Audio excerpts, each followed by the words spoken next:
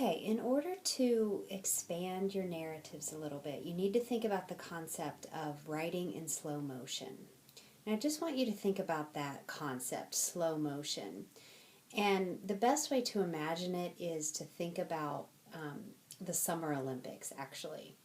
And I want you to think about the 100-meter dash.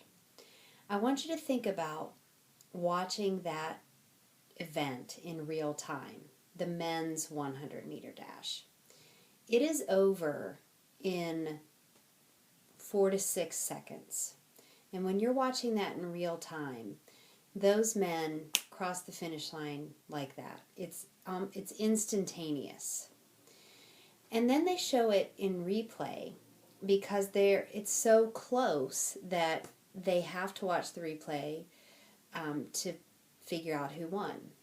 So when they stop that race and they show the fans the finish line in slow motion, I want you to think about the way those runners look in slow motion. You can see every movement of their arms. You can see the way their leg muscles are moving up and down. You can see the muscles in their face moving up and down. You can see the sweat forming on their face. You can see their jersey rippling. You can see their bodies leaning forward across the finish line. You can see, like their defined muscles in every part of their chest. You can see them breathing. So just have that visualization in your mind, slow motion. It's when you are thinking about writing in such a way that you're capturing every little nuanced detail. Okay? Think about this. Like this is another sort of a maybe even morbid or tragic way to think about it. Let's say that you're watching a dog cross the street and all of a sudden like a car comes out of nowhere and you hear the owner yell and the dog stops and turns around. Well, all of that stuff happens instantaneously as you're watching it in real time. But if you're writing about it, you have to slow down. You have to take one little item at a time and you have to describe the action that's going on. You have to describe the way the dog was crossing the street. You have to describe the sound of the owner's voice. Okay? So you have to capture every single subtle, nuanced detail when you're writing in slow motion. And I want you to try this in your writing. There's a chapter in your True Stories book called The Nursing Home. It was in one of the revision stations. And I'm going to just read the first 3 paragraphs. And I want you to listen to her attention to detail. And I want you to listen to how she's focusing on capturing all of the senses. Okay, at least 3 of the 5, maybe more. So this is how she writes. My father pulled open the heavy glass door of the nursing home. Each Saturday he came to visit my grandmother. The time had come for me to see her. The air was stale and warm.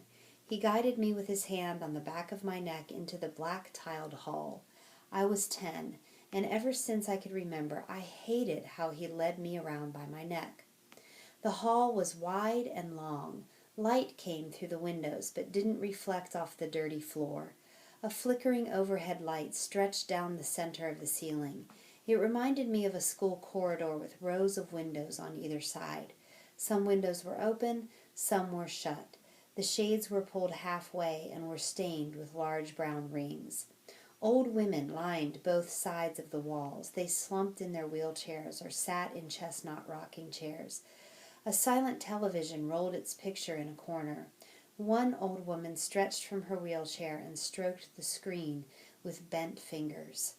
They smelled of urine and soiled clothing. So I'm going to go back through. I want you to listen to all the senses that she captures, okay? She even talks about the way things felt on her skin. The air was stale and warm. You can feel that on your skin.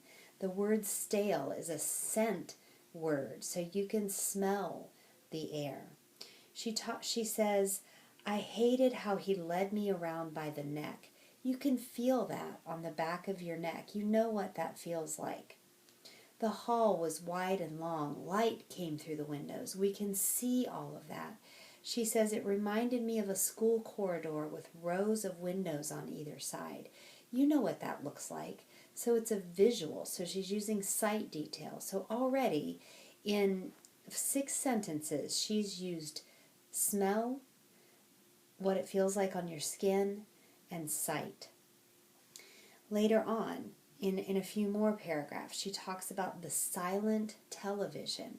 That's noise again, okay? Silence is a noise. It's a kind of sound. So she's used 4 of the senses. They smelled of urine and soiled clothing. She's back to scent. The only sense she doesn't have in the first 10 sentences of this is taste, okay? So I want you to try that in your writing tomorrow. I want you to find a spot in your narrative, and I want you to see if in 10 sentences you can use 4 out of 5 senses, okay? We're going to practice this. We're going to try this activity on page 113 in your True Stories book tomorrow. So bring your True Stories book with you. And I'd like for you to post a comment on this video of an image from the nursing home that you feel is a really good sensory detail. Okay, so it's kind of a read back line that you consider to be a really effective sensory detail.